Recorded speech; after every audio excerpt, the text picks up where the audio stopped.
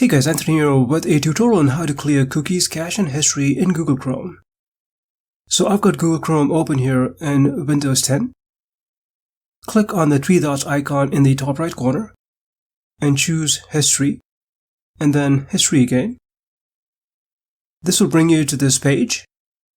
Click on Clear Browsing Data, and you'll see this dialog box pop up.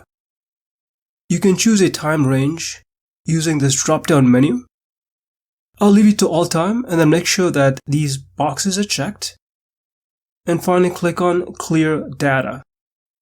And it will clear all of your cookies, cache, and history.